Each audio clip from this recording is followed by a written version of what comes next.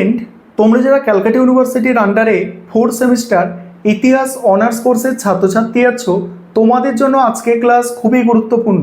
আজকে ক্লাসে তোমাদের ডিএসসিসি 8 পেপার অর্থাৎ হিস্ট্রি অফ ইউরোপ 1650 থেকে 1780 এই পেপারের 100% কমনযোগ্য লাস্ট মিনিট সাজেশন নিয়ে আলোচনা করব। তবে কেবলমাত্র লাস্ট মিনিট সাজেশন নয়, থাকছে মক টেস্টের প্রশ্নপত্র অর্থাৎ মডেল কোয়েশ্চেন পেপার।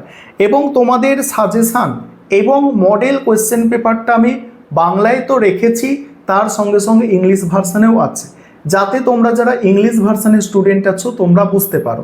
চলো আজকে তোমরা দেখে নাও তোমাদের শেষ যে অনার্স পেপারটি আছে 4th সেমিস্টারের, এই পেপারের সাজেশান এবং মক টেস্টের প্রশ্নপত্র। এর আগে আমি তোমাদের অলরেডি 3টে পেপারে দিয়েছি, আজকে শেষ পেপারটা তোমরা বুঝে নাও। প্রথমে তোমরা সাজেশানটা দেখে নাও, তারপর তোমাদের মক টেস্টের প্রশ্ন নিয়ে আলোচনা করব। 20 নম্বরের প্রশ্ন। আর তোমাদের এই ডিএসসিসি 8 যে পেপার, এটা ইউরোপের ইতিহাসের ওপর পড়তে হবে 1650 থেকে 1780 পর্যন্ত। দেখো 20 নম্বরের প্রশ্ন। প্রথম প্রশ্ন হচ্ছে মুদ্রণ বিপ্লবের কারণ ও সমাজ সংস্কৃতিতে এর ফলাফল বিস্তারিত আলোচনা করো। যেগুলো স্টার দেওয়া প্রশ্ন কোনোভাবেই স্কিপ করবে না, খুব ভালো করে তৈরি করবে। তারপরের প্রশ্ন, ইংল্যান্ডে সংসদীয় রাজতন্ত্র গড়ে ওঠার কারণগুলি কী ছিল, অথবা গৌরবময় বিপ্লবের কারণ ও তাৎপর্য আলোচনা করো। পরের প্রশ্ন হচ্ছে যে ইংল্যান্ডের বিপ্লবের একটি বিপ্লবী গোষ্ঠী হিসাবে লেভেলার ও ডিগারদের ভূমিকা মূল্যায়ন করো।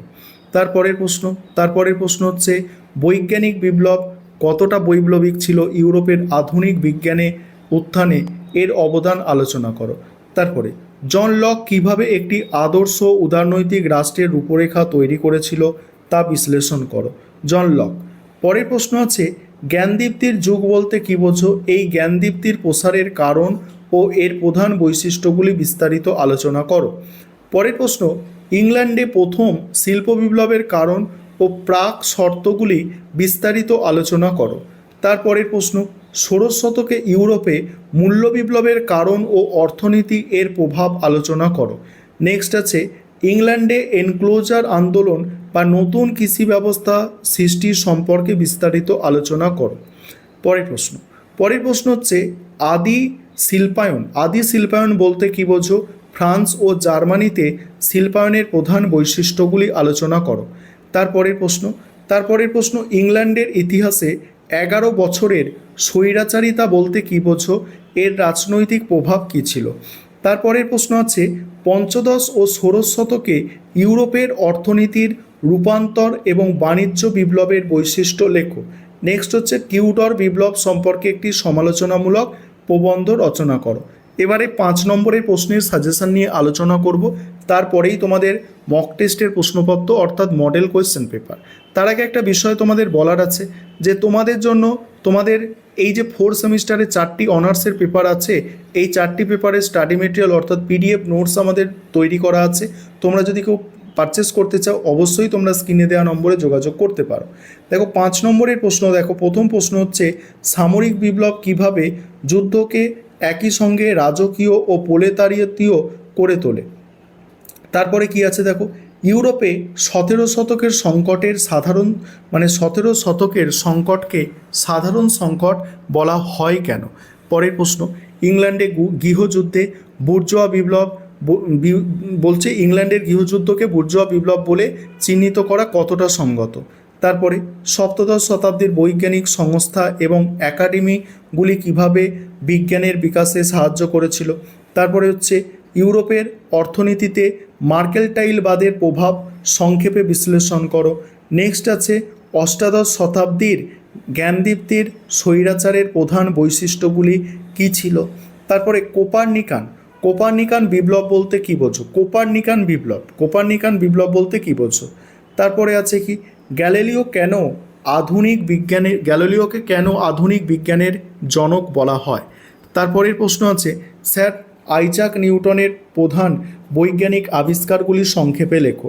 পরের প্রশ্ন উইলস্টালিন সম্পর্কে সংক্ষেপে আলোচনা। গৌরবময় বিপ্লব কি আদৌ কোনো বৈপ্লবিক ঘটনা ছিল? আধুনিক ইতিহাসে 1453 খ্রিস্টাব্দের গুরুত্ব। ইউরোপের মার্কেলটাইলবাদের মূল বৈশিষ্ট্যগুলি চিহ্নিত করো। শিল্প বিপ্লবে কৃষির অগ্রগতি ও কৃষি বিপ্লবের গুরুত্ব কতটা ছিল? তারপরে কি আছে দেখো, তারপরে হচ্ছে ষোড়শ শতকে